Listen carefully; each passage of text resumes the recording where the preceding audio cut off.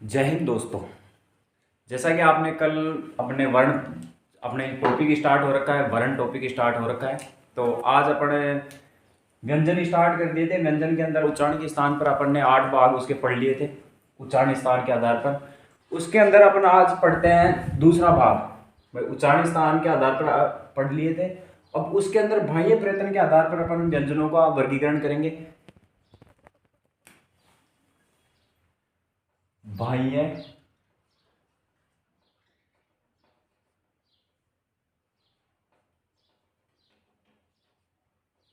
प्रयत्न के आधार पर, बाह्य प्रयत्न के आधार पर व्यंजनों का वर्गीकरण।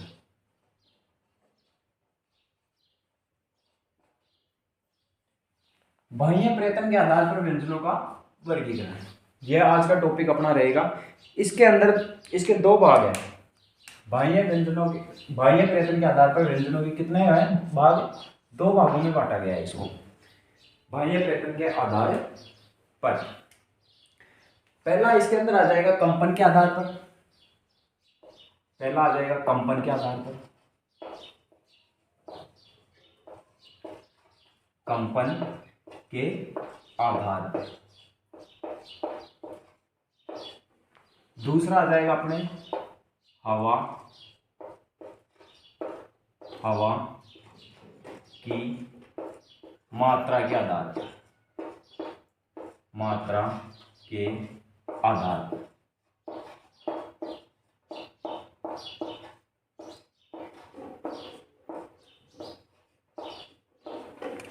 भाई बाह्य प्रयत्न के आधार पर व्यंजनों का वर्गीकरण। जैसे पहला अपन ने उच्चारण स्थान के आधार पर पढ़े थे, उसके 8 भाग पढ़े थे। फिर 8 में से जैसे एक अभ्यंतर प्रयत्न पढ़ लिया था भाई, उच्चारण स्थान के आधार पर 8 भाग वो पढ़ लिए थे। फिर उसके बाद में अभ्यंतर प्रयत्न के आधार पर पढ़ लिए थे। अब बाह्य प्रयत्न के आधार पर पढ़ेंगे कंपन के आधार पर और हवा की मात्रा के आधार पर। हवा की मात्रा के आधार पर और कंपन के आधार पर, ये दो भाग हो गए। तो पहला इसके अंदर अपन ये करेंगे भाई कंपन के आधार पर। इसके दो भेद होते हैं। कंपन के आधार पर कितने होते हैं? इसके भी दो होते हैं, इसके भी दो होते हैं। जैसे कि मैं आज आपको एक चीज लिखवा देता हूं पहले ही, उसके आधार पर पूरे व्यंजनों का वर्गीकरण करेंगे। इनके अंदर व्यंजन ओनली फॉर व्यंजन ही नहीं आएंगे, स्वर भी आएंगे। इन दोनों के अंदर स्वर भी शामिल होंगे, इसलिए इनको कंपन के आधार पर और हवा की मात्रा के आधार पर रखा गया है। तो पहला पढ़ यहां पे लिख देता हूं मैं,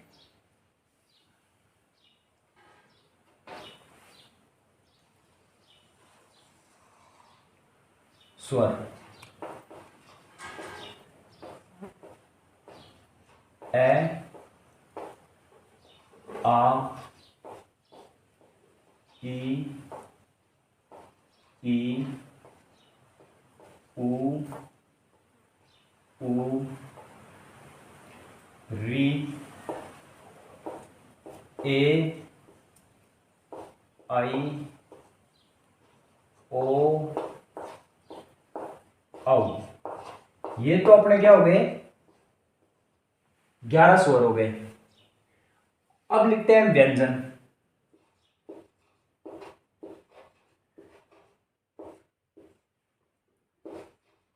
क, ख, ग, क, ख, ग, अण। क, ख, ग, अण। च, छ, ज, इय। फिर आ गया ट, ठ, ड, अण। फिर आ गया त, थ, द, और न।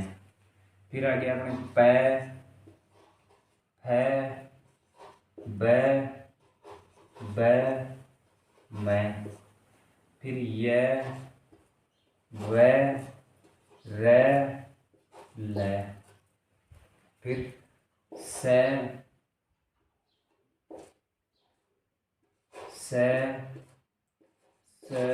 और है। ये आ गए। इन्हीं को स्वरों को और व्यंजनों को क्या किया गया है कि इनमें रखा गया है। कंपन के आधार पर दो हो गए, हवा की मात्रा के आधार पर दो हो गए। अब पहला अपन पढ़ेंगे कंपन के आधार पर। तो कंपन के आधार पर कितने रखे गए हैं? दो। पहला घोष या सहघोष वर्ण। अब इनको व्यंजन नहीं बोलेंगे, क्योंकि व्यंजन इसलिए नहीं बोला जाएगा क्योंकि व्यंजन अगर स्वर इसमें शामिल ही नहीं होते तो व्यंजन बोला जाता, पर इसमें स्वर भी शामिल हो गए, व्यंजन भी शामिल हो गए, तो इनको क्या बोला जाएगा? वर्ण। क्योंकि वर्ण में आ जाता है, सब कुछ आ जाता है, तो इसको बोला जाएगा वर्ण। अब इसके अंदर क्या होता है कि घोष और सहघोष के अंदर क्या होता है कि कंपन होता है ना, अधिक होता है। यानी वर्णों का क्या होता है? कंपन अधिक होता है। उच्चारण करते हैं ना अपन, कोई भी वर्ड बोलते हैं तो उनमें क्या मतलब आ ई, जैसे कै ख ग च छ ज, इनको रखेंगे ना जैसे जैसे, तो वो उनका क्या होता है? कंपन बहुत ज्यादा अधिक होता है। तो यहाँ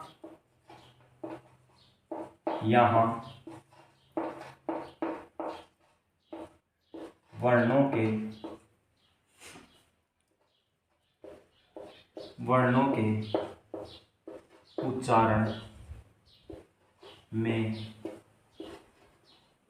के उच्चारण में कंपन अधिक होता है।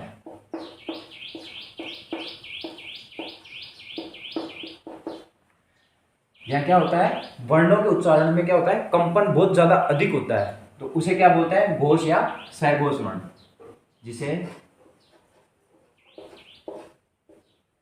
घोष या सहघोष वर्ण कहा जाता है। वर्ण कहा जाता है। इन्हें क्या कहा जाता है? सहघोष या घोष वर्ण कहा जाता है। इनमें कंपन अधिक होता है इनमें, तो इनको क्या बोला जाता है? घोष या सहघोष वर्ण कहा जाता है। इसके अंदर कितने आते हैं? इसमें कुल 31 वर्ण आते हैं। 31 वर्ण को शामिल किया गया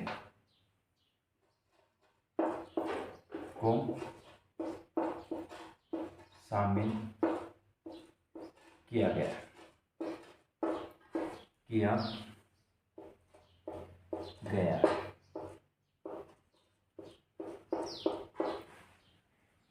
इनको कितने वर्णों को शामिल किया गया है? 31। अब आप बोल रहे हो कि सर अक्षर है वो कैसे नहीं आए? वो संयुक्त अक्षर है। वो क्या है? संयुक्त अक्षर है। तो इसमें कौन कौन से हैं? समस्त स्वर हो गए,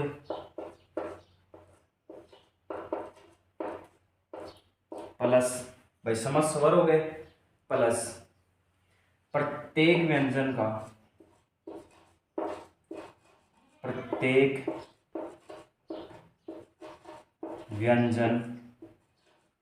वर्ग का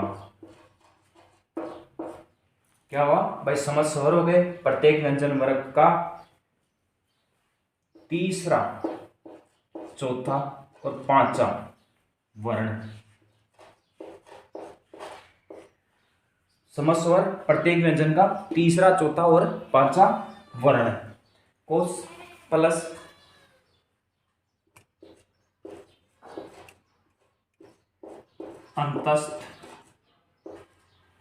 अंतस्थ व्यंजन प्लस अंतस्थ व्यंजन आ गए, प्लस ऊष्म व्यंजन, ऊष्म व्यंजन। इसके अंदर ऊष्म व्यंजन के अंदर क्या होता है, इसके अंदर एक ही वर्ण आता है। ऊष्म व्यंजन कौन से हैं भाई, ये ऊष्म व्यंजन हो गए। ये कौन से व्यंजन हो गए, ये ऊष्म व्यंजन हो गए।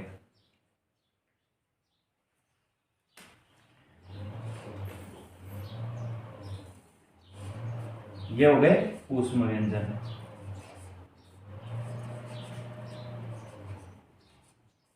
ये ऊष्म व्यंजन हो गए। तो इसमें से क्या होगा, इसके अंदर मतलब घोष या सहघोष वर्ण में क्या होगा, ओनली फॉर एक आएगा, कौन सा, है वर्ण आएगा ऊष्म व्यंजन का, है वर्ण। भाई समझ स्वर हो गए, 11 स्वर के 11 तो ही हो गए। स्वर कितने हैं, 11 स्वर प्लस प्रत्येक व्यंजन वर्ग का तीसरा चौथा पांचवा। भाई प्रत्येक वर्ग का कौन सा हो गया, तीसरा चौथा पांचवा। अब तीसरा कौन सा है, ये पहला हो गया, ये दूसरा हो गया, ये तीसरा हो गया, ये चौथा हो गया, ये पांचवा हो गया। तो प्रत्येक वर्ग हो गया कै वर्ग, च वर्ग, ट वर्ग, त वर्ग, पै वर्ग, और ये आ गए अंतस्थ व्यंजन। ये कौन से आ गए, अंतस्थ व्यंजन आ गए।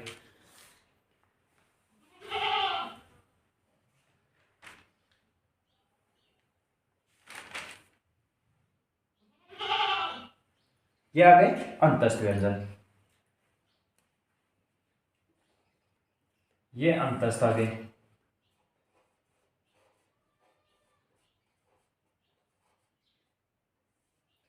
ये कौन से आ गए, अंतस्थ व्यंजन आ गए। और इसके अंदर पहला दूसरा तीसरा चौथा पांचवा, पहला दूसरा तीसरा चौथा पांचवा। तो इसके अंदर क्या बताया गया है, तीसरा चौथा पांचवा, मतलब ये आ गए, इतने इतने क्या आ गए, इसके अंदर आ गए, इसके अंदर आ गए। तो मैं आपको लिखा देता हूं यहीं पे,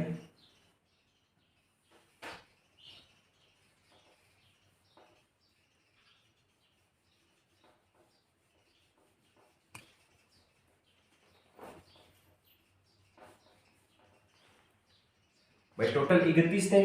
भाई कुल कंपन के आधार पर कितने घोष में कितने वर्ण बताए गए थे, भाई घोष वर्ण में 31 घोष हो गए, घोष या सहघोष वर्ण।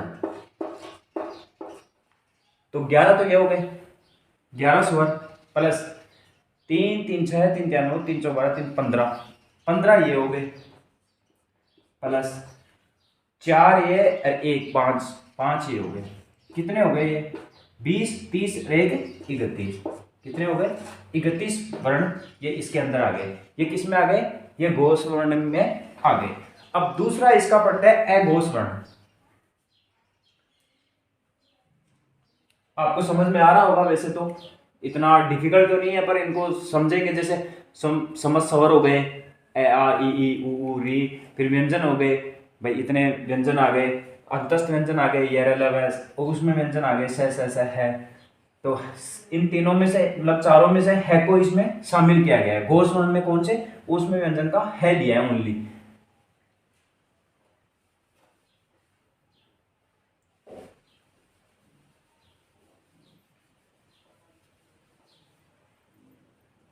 अब पढ़ते हैं अघोष वर्ण। दूसरा कौन सा है, अघोष, अघोष वर्ण। इसमें क्या होता है, अघोष वर्ण में क्या होता है कि कंपन बहुत कम होता है, मतलब कंपन नहीं होता। घोष में कंपन अधिक हो रहा था, इसमें कंपन कम होगा। यहां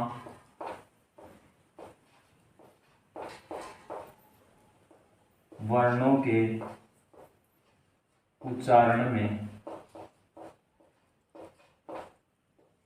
यहां वर्णों के उच्चारण में, यहां वर्णों के उच्चारण में, उच्चारण में कंपन कम होता है, कंपन कम होता है।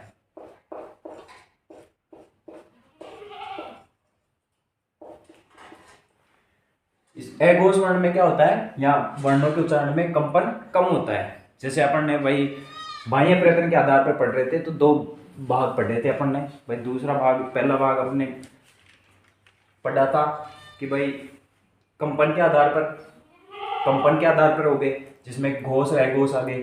फिर उसके अंदर हवा की मात्रा के आधार पर पढ़ेंगे, तो दूसरा कौन सा हो गया, अघोष वर्ण। यहाँ वर्णों के उच्चारण में कंपन कम होता है, इसके अंदर कंपन क्या होता है, बहुत कम होता है मतलब।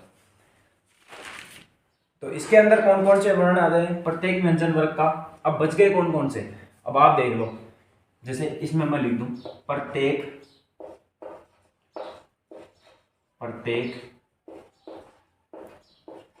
व्यंजन वर्ग का। बच गए कौन से, पहला और दूसरा प्लस, और बच गए क्या है, इसमें अंतस्थ व्यंजन आएंगे। बच गए कौन थे, उसमें व्यंजन के स है, देखो स तीनों से, उसमें व्यंजन के कौन से,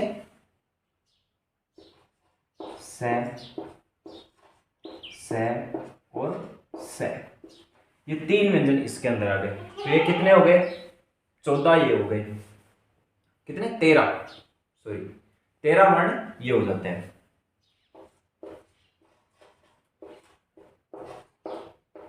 कुल अघोष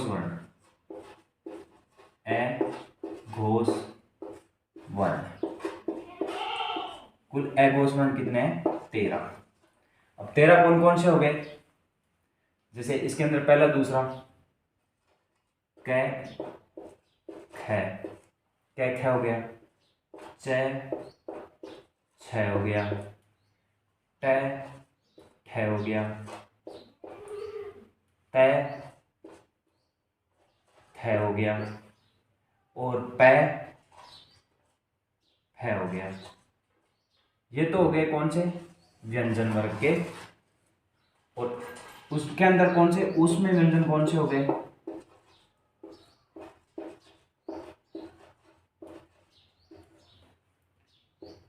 से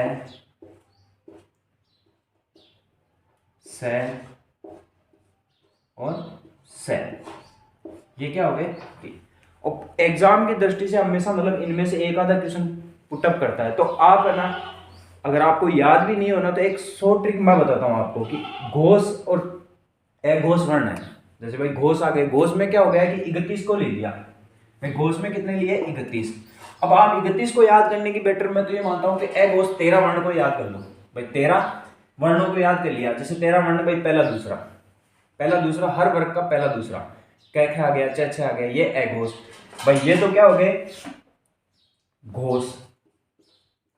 या फिर ऐसी एक डायग्राम बना लो, उसके अंदर आ जाएगा। ये क्या आ गया, पूरे ये आ गए घोष वर्ण। ये क्या आ गए, अब इनको मैं आपको अलग से वो लिखा देता हूं। ये कौन से आ गए,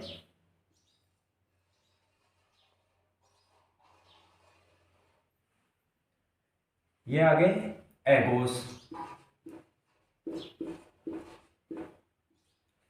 अघोष वर्ण। ये आ गए अपने घोष वर्ण। ये कौन से आ गए, अंतस्थ व्यंजन है ये घोष वर्ण। इसके अंदर आप एक डायग्राम ऐसे की ऐसे बना लो, और 2 पेनों 3 पेनों से बना के लिख लोगे ना, आराम से हो जाएगा। ये तो हो गया अपने उसमें व्यंजन है घोष वर्ण, और इनका डायग्राम ऐसे बना लो। ये हो गए अघोष वर्ण।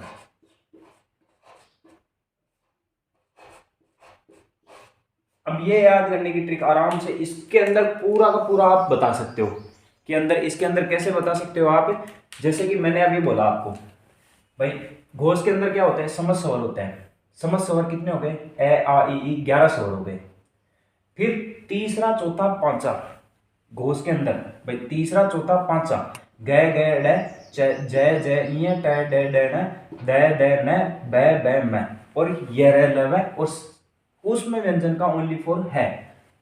भाई लास्ट शुरू से एंडिंग स्टार्ट किए थे अपन ने, यहाँ से स्टार्ट किया यहाँ तक आ रहे हैं, तो यहाँ तक अपन क्या करेंगे, एक डायग्राम बना लिया भाई, समझ स्वर आ गए घोष वर्ण। सिंपल सी बात है, सबको पता है कि भाई घोष वर्ण है। स्वर कौन से होते हैं, घोष होते हैं।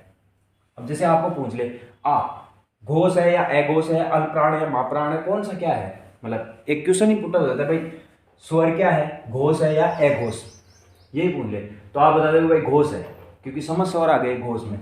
और अघोष में ये आते हैं कह स्वर आते ही नहीं है, अघोष में स्वर आते ही नहीं है, बस सीधा सिंपल याद रखना, अघोष में स्वर आते ही नहीं है। तो पहला दूसरा, या फिर गिनती से याद रखो तो पहला दूसरा आता है भाई अघोष में, तीसरा चौथा पांचवा आता है घोष में, ऐसे। फिर बीच में ये अंतस्थ व्यंजन ये लगा आते हैं घोष में, स तीनों से आते हैं घोष में आते हैं, और है आता है ऊष्म व्यंजन में। भाई ऊष्म व्यंजन का है वो कौन सा आता है, घोष में, ऐसे तीन से घोष, तीन से घोष। ये याद करने की एक छोटी सी ट्रिक है, मतलब जितना आप इनको रटोगे ना, मतलब रटना तो दूर की बात, इनको पढ़ोगे बोलोगे बार बार बोलोगे ना, ऑटोमेटिकली ये याद होते जाएंगे। अब चलते हैं अपन दूसरे भाग में।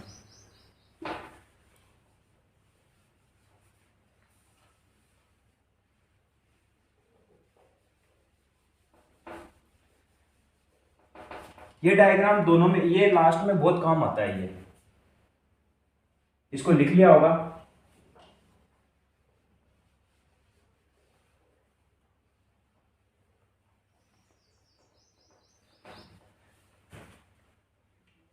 अब दूसरा अपन पढ़ते हैं हवा की मात्रा के आधार पर।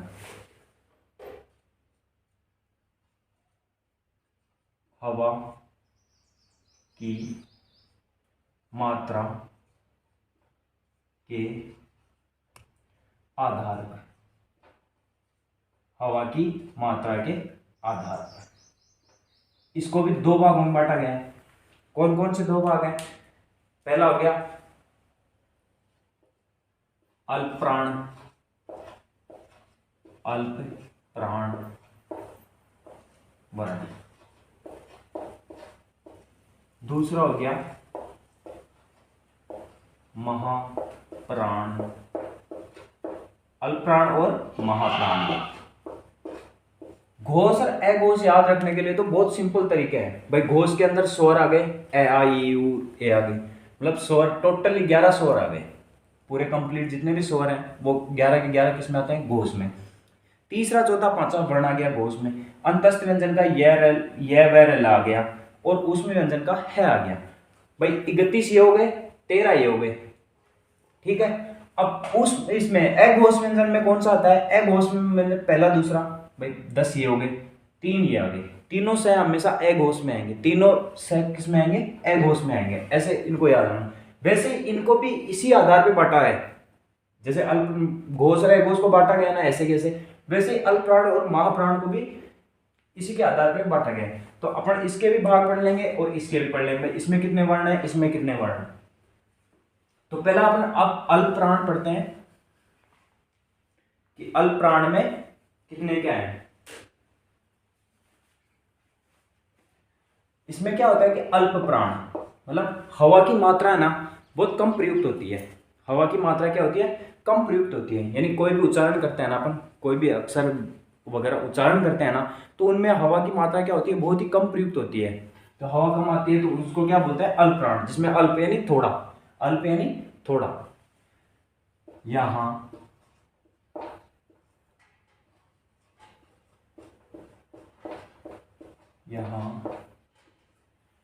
उच्चारण, यहां वर्णों के उच्चारण में, सॉरी, यहां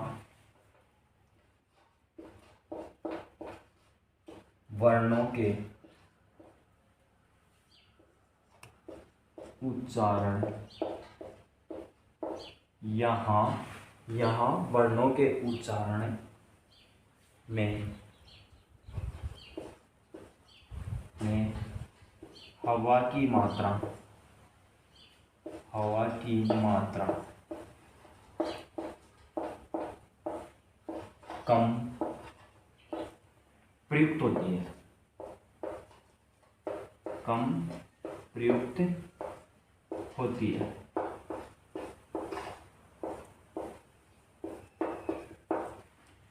अल्पप्राण में क्या होता है, यहां वर्णों के उच्चारण में हवा की मात्रा क्या होती है, कम प्रयुक्त होती है। अब इसके अंदर कितने वर्ण आते हैं वो पढ़ते हैं अपन।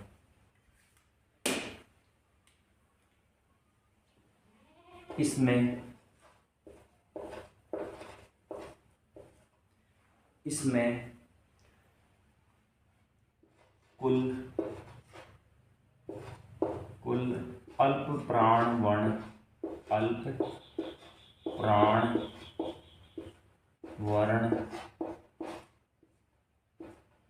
30 होते हैं।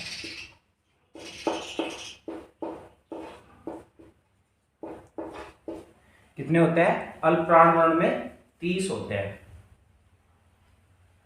अब इन्हीं के अंदर बांटा गया है भाई, अल्प प्राण में किस किस को बांटा गया है कि समस्त स्वर हो गए,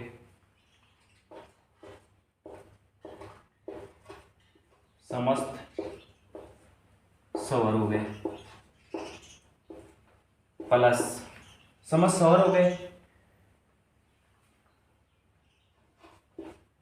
प्रत्येक व्यंजन वर्ग का, प्रत्येक व्यंजन वर्ग का क्या हुआ, पहला, तीसरा और पांचवा वर्ण,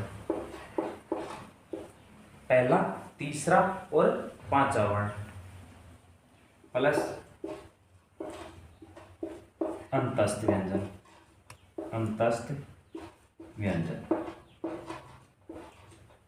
ये हो गए भाई। समस्त स्वर कितने हो गए, 11 प्लस प्रत्येक व्यंजन का पहला, तीसरा, पांचवा, भाई ये हो गया पहला, तीसरा और पांचवा, पहला, तीसरा, पांचवा, तो 3 3 6 3 9 3 4 3 5 15 ये हो गए प्लस अंतस्थ व्यंजन कितने, 1 2 3 4, ये 4 ये हो गए, तो कितने हो गए 30, ये कितने हो गए 30 वर्ण ये हो गए। अब इसमें कौन कौन से आ जाते हैं मैं लिखवा देता हूँ भाई। समस्त स्वर हो गए, या आप लिख ही लोगे। अब पहला, तीसरा, चौथा, पहला, तीसरा और पांचवा की बात आ रही है, तो पहला कौन सा है, जैसे मैं यहां लिखा देता हूं ऊपर,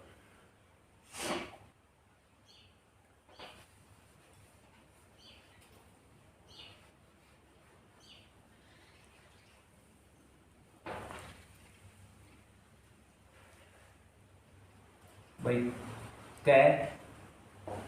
कै आ गया पहला, तीसरा ग और पांचवा आ गया अण, ये हो गए 6, तीसरा देख लो आप यहां पे जय और ई है, टे टे डे और अण है।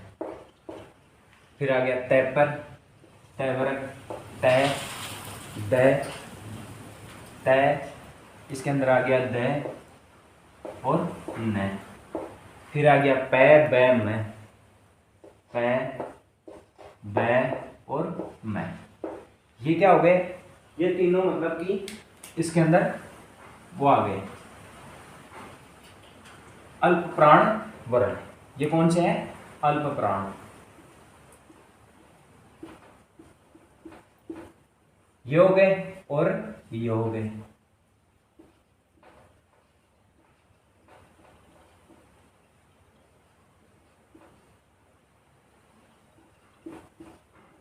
ये 11 तो अल्प प्राण वर्ण ये हो गए, स्वर हो गए 11 तो, और ये हो गए कितने, 1 2 3 3 3 6 3 9 3 12 3 15, भाई 11 15 4 ये, और अंतस्थ व्यंजन ये हो गए।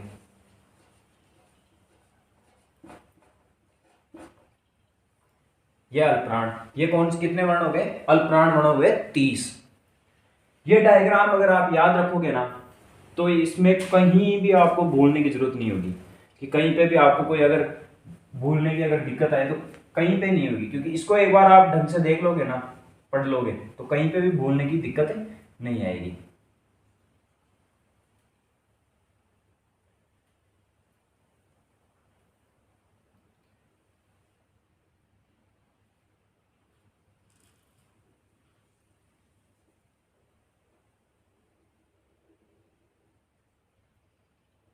ये हो गया, ये आपके ये हो गया अल्पप्राण में। 11 ये हो गए, ये अलग से लिखा दिया अल्पप्राण मैंने। इन्हीं में से भाई पहला, तीसरा और पांचवा वर्ण था तो ये लिखा दिया, ये अल्पप्राण वर्ण हो गए। अब दूसरा आता है महाप्राण। दूसरा कौन सा आता है? महाप्राण।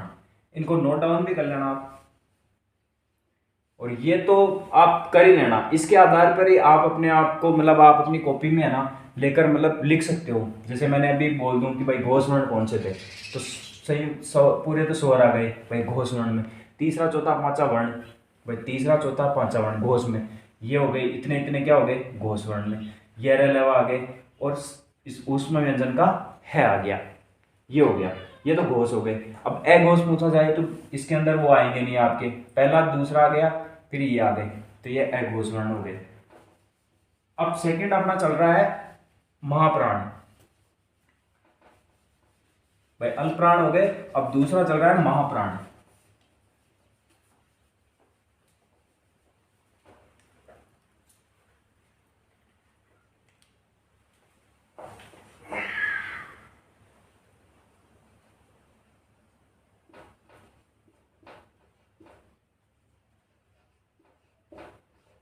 महाप्राण। अब इसमें क्या होता है कि हवा की मात्रा कम प्रयुक्त होती है। जैसे कि उसमें अपन ने बोला था कि हवा के आधार पर बताया था, हवा की मात्रा के आधार पर अल्पप्राण और महाप्राण।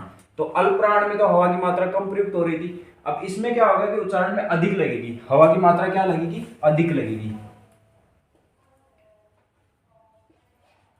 वर्णों के उच्चारण में, वर्णों के उच्चारण में हवा की मात्रा अधिक प्रयुक्त होती है, अधिक प्रयुक्त होती है।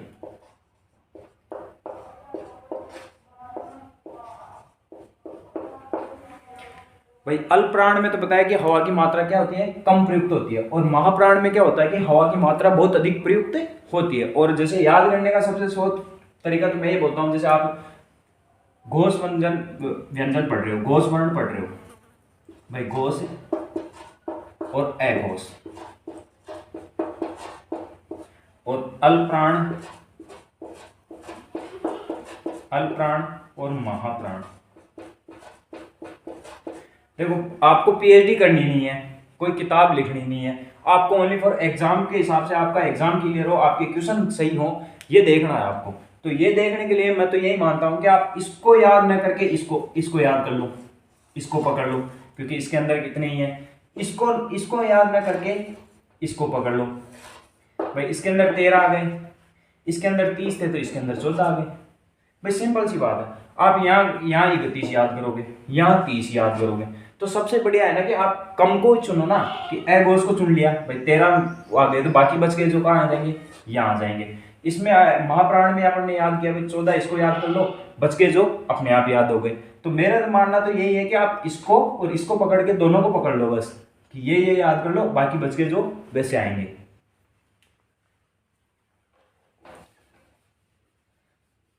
तो हाँ, अपन थे महाप्राण वर्ण पे। भाई पीएचडी करनी नहीं है, बुक कहीं लिखनी नहीं है अपने को, कौन सा राइटर बनना है क्या, बस अपनी एग्जाम के लिए रहो, अपने को ऐसा ही बनना है। तो उसके हिसाब से आपको ये डायग्राम के हिसाब से समझाया कि भाई इस, बाकी तो लिखा भी नहीं था भाई ये हो गए, आपके समझ में नहीं आता। अभी मैंने बता दिया भाई घोष वर्ण तीसरा चौथा पांचवा, अघोष पहला दूसरा, स्वर आते हैं वो घोष में आते हैं, इसके अंदर है आ जाएगा वो घोष में आ जाएगा, से आ जाएंगे वो अघोष में आ जाएंगे। तो ओनली फॉर आप अघोष पे टारगेट करो, घोष अपने आप आ जाएगा। जैसे मैंने महाप्राण बताया उसकी जगह अल्पप्राण बताया, उसकी जगह आप महाप्राण को याद करो कि भाई इसके अंदर 14 आ रहे हैं, तो 14 के 14 वर्ण याद हो जाएंगे। इसके अंदर कितने आते हैं वर्ण? 14।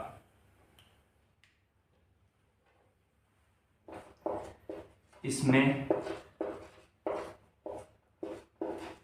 14 वर्ण प्रयुक्त होते हैं।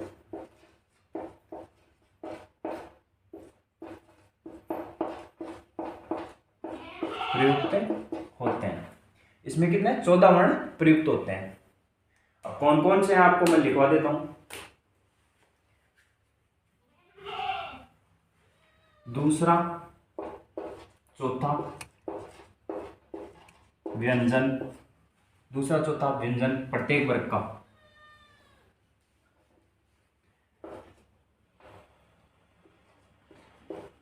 प्रत्येक वर्ग का,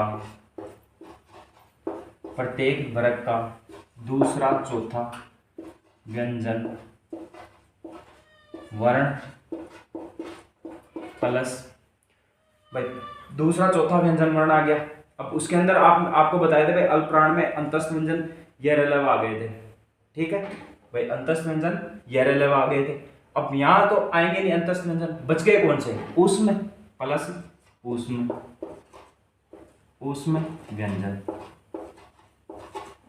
ये हो गए भाई। कौन कौन से हो गए, ऊष्म व्यंजन हो गए और दूसरा चौथा। अब दूसरा चौथा कौन सा है, ये हो गया दूसरा, ये लाइन हो गई एक तो, और ये लाइन हो गई, और ये हो गया, ये लाइन हो गई। तो इसके अंदर दूसरा चौथा कौन सा हो गया, ख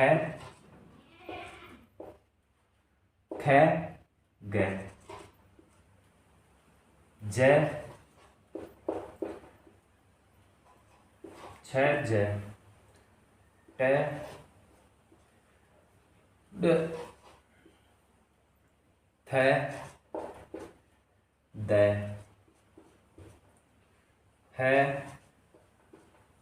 ब, ये हो गए। और उसमें व्यंजन कौन से आ गए, स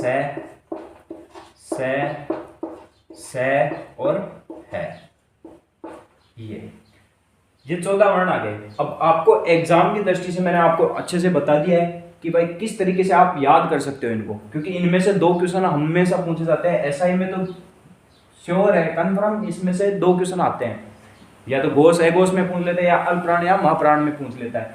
ये व्यंजनों का आज हमारा टॉपिक कंप्लीट हुआ कि भाई ये व्यंजन थे जो मैंने आपको कंप्लीट कराया। हाँ, आशा है कि आपको समझ में आया भी होगा। आज व्यंजन कंप्लीट हो गए, कल से अपन संधि पे चलेंगे, भाई संधि करेंगे। और इनके मैं 5 क्वेश्चन आपको 5 क्वेश्चन लिखवा देता हूँ,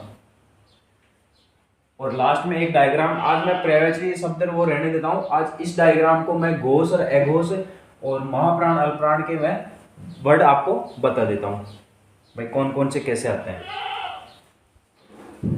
अब मैं 5 क्वेश्चन आपको देता हूँ, 5 क्वेश्चन कि देखें आपको आते हैं नहीं आते। और आज अपने वर्ण टॉपिक कंप्लीट है। कहीं कोई दिक्कत हो तो कमेंट में करें कि भाई यहाँ दिक्कत आ रही है,